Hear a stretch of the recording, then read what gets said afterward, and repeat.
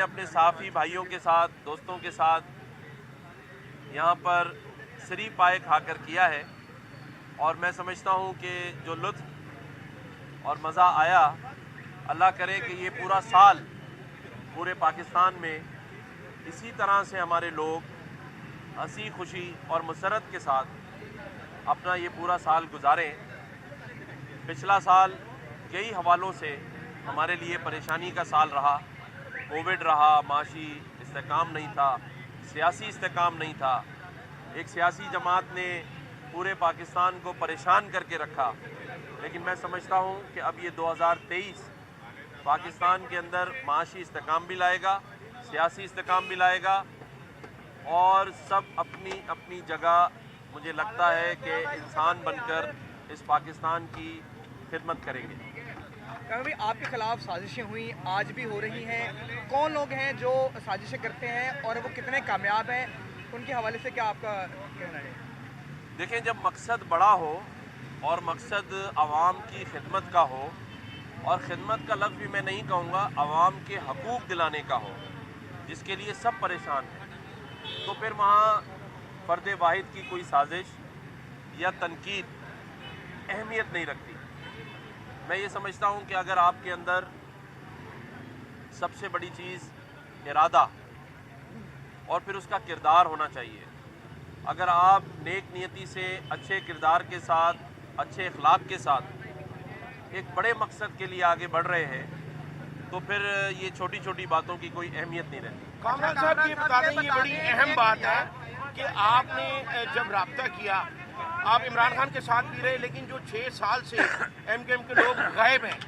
وہ آج تک نہیں مل سکے، اور آپ نے یہ کہا تھا کہ اسی بیس پہ میں آ رہا ہوں۔ میاں نواز شریف کے ساتھ بھی آپ مل چکے ہیں کہ وہ لوگ ہم تلاش کرتے ہیں، تو وہ ابھی تک نہیں ملے، تو اس بارے میں کیا کہیں گے؟ دیکھیں، بالکل مسنگ پرسن ہماری پارٹی کا ایک بہت بڑا مطالبہ ہے، اور اسی لیے پچھلی حکومت کے ساتھ ہم شامل ہوئے تھے، اور اس حکومت کے ساتھ بھی ایم کیو ایم پاکستان کچھ شرائط کی بنیاد پر، جو کہ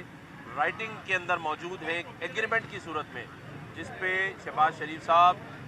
بلاول بھٹو زرداری صاحب، آصف علی زرداری صاحب اور مولانا فضل الرحمان صاحب کے دستخط موجود ہیں، اور آج بھی جو ملاقاتیں ہو رہی ہیں اس میں پہلا مطالبہ مسنگ پرسن کا ہے، اور انشاءاللہ تعالی مجھے پوری امید ہے کہ اس بار جو ہم نے بھروسہ کیا ہے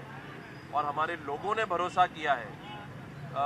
یہ لوگ ہمیں شاید اس بار نا امید نہ کر سکیں۔ اچھا، اور کامران بھائی یہ بتائیں کہ کراچی شہر آپ خود بھی کہتے ہیں کہ روشنیوں کا شہر ہوتا تھا، اور ہم عام بھی سنتے ہیں کہ غریب کی ماں کہا جاتا تھا، جس کو کہیں نہیں روزی روٹی ملتی وہاں چلے جاتا تھا۔ اس کی روشنیاں ختم کرنے والے کون لوگ تھے، کون ایسے کردار تھے، اور اب یہ واپس کیسے آئے گا کراچی اپنی بحال ہے؟ دیکھیں، یہ بات سچ ہے کہ روشنیوں کا شہر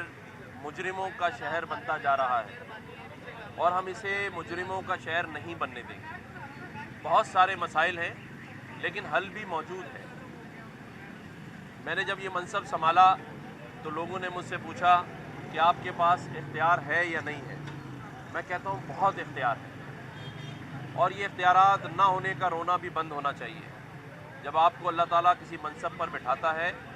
تو آپ کا اختیار سے زیادہ کردار اس بات پر ہونا چاہیے کہ آپ نے جس منصب پر بیٹھ کر اوتھ لیا ہے اس کے ساتھ انصاف کر سکیں۔ کراچی کے اندر کئی مسائل ہیں، ہمیں ان لیگل جو امیگرنٹ ہیں، افغانیز، ان کا بھی بڑا سامنا ہے۔ کراچی، آپ نے جیسے کہا کہ ہمیشہ ایک ماں کا کردار ادا کرتا ہے۔ کوئی بھی قدرتی آفت ہو یا روزگار کا مسئلہ ہو، لوگ کراچی کا رخ کرتے ہیں، اور کراچی انہیں اپنے اندر محفوظ کر لیتا ہے۔